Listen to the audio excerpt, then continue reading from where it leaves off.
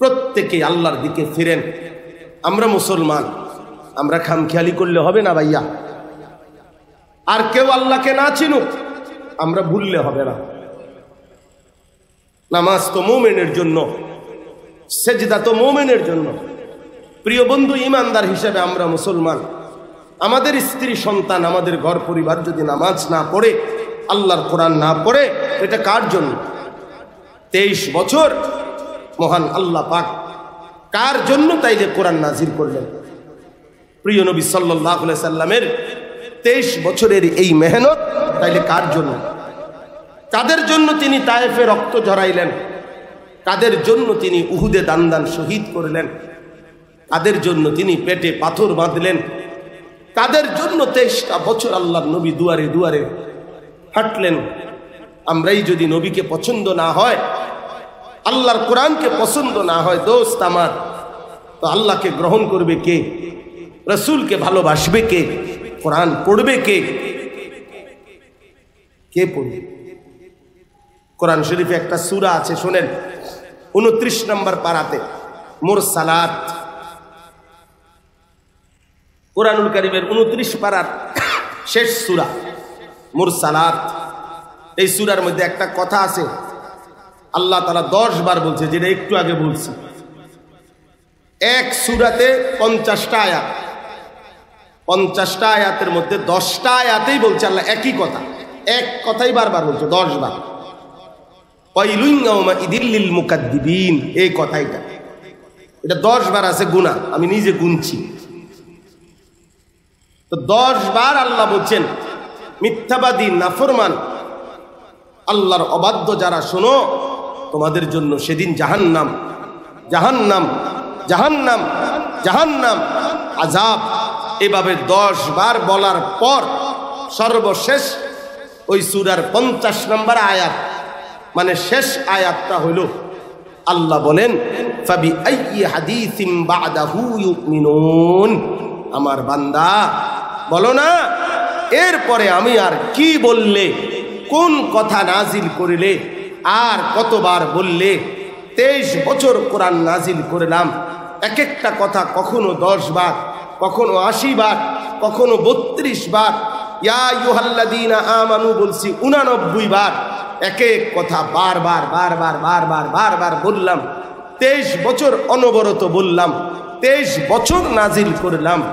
এরপরে বলো না বান্দা, আমি আর কি বললে, কোন কথা বললে, এর চাইতে দামি আর কোন কিতাব নাজিল করিলে তুমি আমার কথা মেনে নিতা? তুমি বলো বান্দা। এই নাফরমান ছেলে, তোমরা দাঁড়াও। আজকে যারা নামাজ পড়ো নাই, এক ওয়াক্ত, অসভ্যরা, নির্লজ্জ, বেহায়ারা, দাঁড়াও। মুসলমানের ঘরে জন্ম নিছো না বেঈমানের ঘরে? ইমানদারের ঘরে জন্ম নিছো বেটা, সেজদা দিলা না কেন? কতবার বললে আল্লাহ? নামাজ পড়তেন। বাজারের যেই ব্যবসায়ীগুলো এক ওয়াক্ত নামাজ পড়ে না, এই হাইওয়ানগুলারে জিজ্ঞেস করেন যে নাফরমান আর কতবার বললে সেজদা দিতে? অটোর ড্রাইভার, সিএনজি ড্রাইভার যেগুলো নামাজ পড়ে না, ওই নাফরমানগুলোকে জিজ্ঞেস করেন। আপনাদের যাদের ঘরের ছেলে মেয়ে নামাজ পড়ে না, ওই হাইওয়ানকে জিজ্ঞেস করেন, সে মানুষ না জানোয়ার, জিজ্ঞেস করে। তারে বলেন মিলায় নিতে। ইমানদার তো সেজদা দেয়, মুসলমান তো সেজদা দেয়, রাস্তার জানোয়ারে না সেজদা দেয় না। কোরআনুল কারীমে আছে আল্লাহ তাআলা একটি সেজদা দেয় নাই। ইবলিস, ইবলিস কয়টা সেজদা দেয় নাই? আল্লাহ সাথে সাথে বলছে, 1 নম্বরে 3টা অভিশাপ দিছে ইবলিসকে আল্লাহ। 1 নম্বরে বলছে, সেজদা দিলি না ইবলিস, আজকের থেকে তুই শয়তান। ইবলিসকে এর আগে শয়তান বলা হতো না? আপনারা আলেমদেরকে জিজ্ঞেস করেন, এর আগে ইবলিসকে কি বলা হতো না? মুআল্লিমুল মালায়েকা বলা হতো। এর আগে তো ছিল সে ফেরেশতাদের শিক্ষক। কিন্তু যেদিন সেজদা দিল না, সেদিন থেকে কি নাম হলো? শয়তান, ইবলিস। এজন্য মনে রাখো বাবা, যার কপালে সেজদা নাই তুমি শয়তান।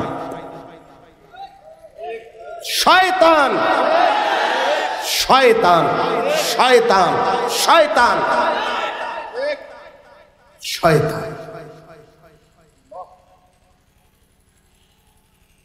2 নাম্বার, আল্লাহ বললেন ইবলিস সেজদা দিলি না, ফখরুজ ফাইন্নাকা রাজিম, বের হ বেঈমান, আমি আল্লাহর দরবার থেকে বাইর। ফাইন্নাকা রাজিম, আজকে থেকে তুই অভিশপ্ত। রাজিম মানে কি? অভিশপ্ত। আউযু বিল্লাহি মিনাশ শাইতানির রাজিম।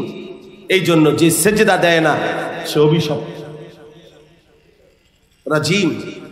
3, আল্লাহ বললেন ওয়া ইন্না আলাইকাল লা'নাতা ইলা ইয়াউমিদ্দিন। কি ভয়ানক কথা! আল্লাহ বললেন ইবলিস সেজদা দিলি না, আজকের থেকে নিয়ে কিয়ামত দিবস পর্যন্ত তোর উপরে আল্লাহর লানত, আল্লাহর লানত। এজন্য মনে রাখো বাপ, যারা বা যাদের সন্তান পরিবার সেজদা দেয় না তার উপরে আল্লাহর লানত, আল্লাহর লানত, আল্লাহর লানত, খোদার গজব, খোদার গজব, আল্লাহর গজব, আল্লাহর লানত তোর উপরে, আল্লাহর লানত,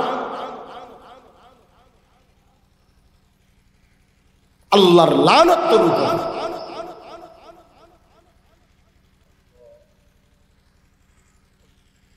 এরপরে ফয়সালা করো, বাবারাও ফয়সালা করেন। জিন্দিগির হিসাব খাট পালং আর সোফা ফার্নিচার নাকি স্ত্রী সন্তানের আখেরাত, এটা মিলাই দেন। মুসলমান তো হিসাব দিবে, স্ত্রী সন্তানের আখেরাতের হিসাব দিবে। আর মুসলমান হিসাব দেয়, হুজুর বাড়িটা আমি করছি, এই সোফাগুলো আমি করছি, এই 10 শতক জায়গা আমি কিনছি, প্রত্যেক তলায় 4টা করে রুম, অ্যাটাচড বাথরুম, সব রুমে ফ্রিজ, এসি, অত্যাধুনিক টাইলস মালয়েশিয়া থেকে আনছি, কানাডা থেকে আনছি। এডি হুনায় মানুষের গপ মারে, গপ মারে, টাইলস লাগাইছে করে। একজনে আমার কাছে হুজুর বাথরুমটি সহ টাইলস। আল্লাহু আকবার। আমি বললাম আল্লাহু আকবার, চাচা আপনার সৌভাগ্য, আপনার পূর্বপুরুষ মাটিতে পেশাব করছে, আপনি এখন টাইলসে মতেন। আল্লাহ পাক আপনার কত বড় নিয়ামত দিচ্ছে। আল্লাহু আকবার। কপাল, কপাল, এটা পূর্বপুরুষের দোয়া আসিল আপনার উপর। আল্লাহ আপনি এখন টাইলসে মতেন এবং ঘরে মতেন। আরে বাপ রে বাপ, এত বড় কপাল আপনার। 60 বছর সার্থক, সার্থক আপনার 60 বছর সার্থক। হ্যাঁ, বুঝায় এটা। ঘর বাড়ির হিসাব দেখাইয়া বলে সার্থক, খুশি, তৃপ্ত, তৃপ্ত। চা খায়, বন খায়, বিড়ি খায়, গপ মারে চা দোকানে, খুব একটা মৌজে আছে। আহ, এক মুসলমানের এই ছিল হিসাব।